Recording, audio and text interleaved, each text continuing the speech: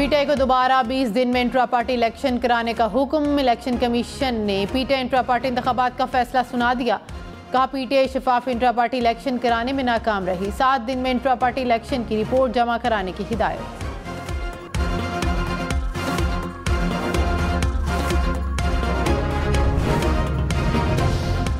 Cipher case में jail trial कलअदम होने के बाद चेयरमैन पीटीआई अदालत तलब। ऑफिशियल सीक्रेट एक्ट अदालत का चेयरमैन पीटीआई शाह महमूद कुरैशी को 28 नवंबर को पेश करने का हुक्म।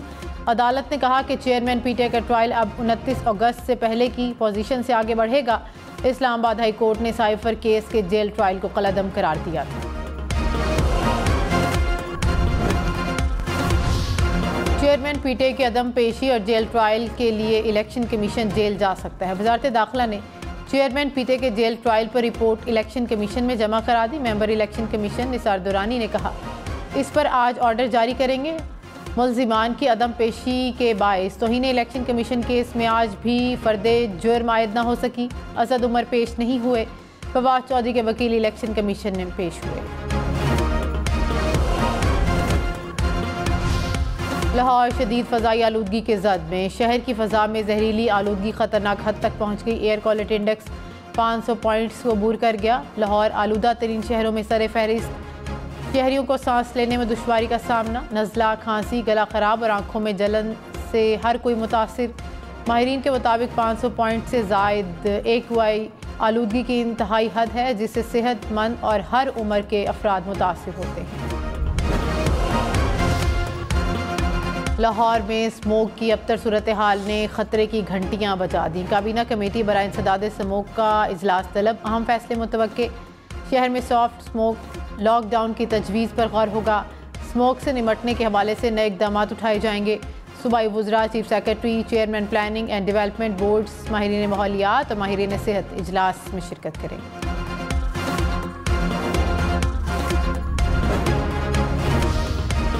लाहौर में जहरीली स्मोक शहरियों की सेहत निगलने लगी। AQI के मुताबिक लाहौर और उसके गिरदोनवाह में रहने वाले शहरियों की ज़िंदगी फ़ज़ाई आलूदगी की वजह से 7 साल तक कम होने लगी। माहिरीन सेहत का बताना है कि 500 पॉइंट्स AQI में सांस लेना एक बच्चे के लिए एक दिन में 30 सिगरेट पीने के बराबर है। निगरान वज़ीर आज़म 1 और 2 दिसंबर को मुत्तहिदा अरब अमारात का दौरा करेंगे। वज़ीर आज़म COP28 में मौसमियाती तग़यीर पर पाकिस्तानी तसव्वुर पेश करेंगे। तर्जुमान दफ्तर ख़ारजा ने कहा कि पाकिस्तान आज़ाद फ़लस्तीनी रियासत के मौक़िफ़ पर कायम है। हम समझते हैं कि अमन सिर्फ बातचीत से मुमकिन है। पाकिस्तान गज़ा जंग बंदी का मुंतज़िर है।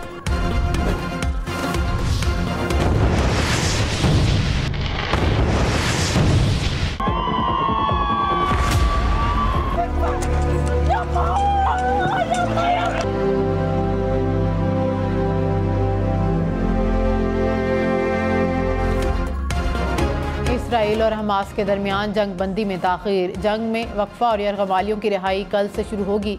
इसराइली मुशीर बराए कौमी सलामती ने कहा कि हमास और इसराइल के दरमियान कैदियों की रिहाई का आगाज़ असल माहदे के मुताबिक होगा।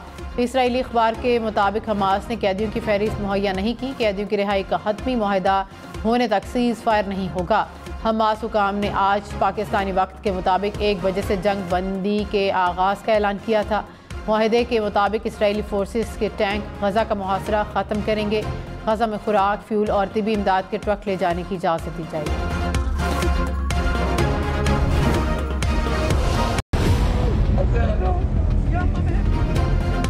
जंग बंदी के ऐलान के बावजूद इसराइल की गज़ा में जाहरियत। जबालिया कैंप पर इसराइल की जारहाना बमबारी से एक ही ख़ानदान के 52 अफराद शहीद हो गए। काबिज़ फोर्सेस ने ज़ख्मियों को ले जाने वाली एम्बुलेंसेस को भी मिसाइल से निशाना बनाया। खान यूनिस की रिहायशी इमारत पर इसराइली बमबारी से 15 फ़लस्तीनी शहीद हो गए।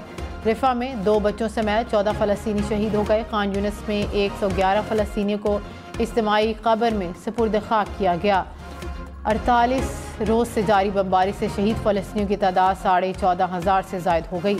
33,000 से ज़ायद ज़ख्मी। शोहदा में 6,000 बच्चे और 206 तिबी अमले के अरकान शामिल। स्टॉक मार्केट में मुसलसल तेजी, इंडेक्स 59,000 पॉइंट्स के करीब पहुंच गया। 100 इंडेक्स में 500 से ज़ायद पॉइंट्स का इजाफा रिकॉर्ड किया गया। डॉलर रुपए के मुकाबले में मजीद 38 पैसे गिर गया। इंटरबैंक में डॉलर की कीमत 284 रुपये 75 पैसे हो गई।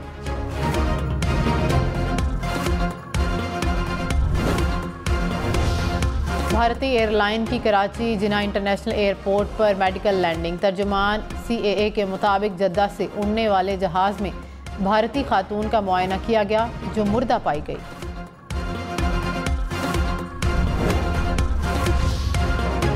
CTT का तुरबत में बांग के इलाके में टारगेटेड ऑपरेशन फायरिंग के तबादले में कलदम तंजीम के 4 दहशतगर्द हलाक। दहशतगर्दों के कब्जे से भारी तादाद में असलहा और गोला बारूद बरामद। दहशतगर्द फोर्सेस और आम शहरियों पर हमलों में मुलव्विस थे।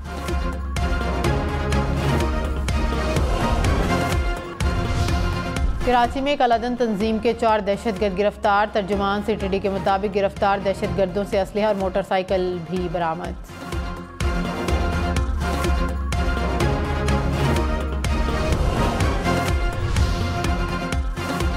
लापता अफराद के केस में सिंध हाई कोर्ट का वज़ीर आज़म की तलबी का इंदिया। जस्टिस नेमतुल्लाह ने रिमार्क्स में कहा कि अगर पुलिस और इंतज़ामिया के हाथ कुछ नहीं है तो हम वज़ीर आज़म को बुला लेंगे।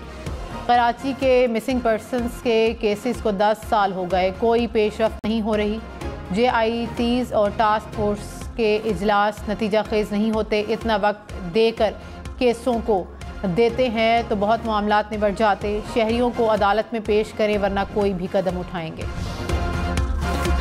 औरंगी टाउन कराची में ताजिर के घटेकेटी करने वाला मुलजिम DSP मुअत्तल उमैर बुखारी के खिलाफ महकमाना कार्रवाई शुरू। IG सिंध ने मुअत्तल करके कार्रवाई का आगाज़ कर दिया। मुलजिम के खिलाफ पीराबाद थाने में मुकदमा दर्ज है।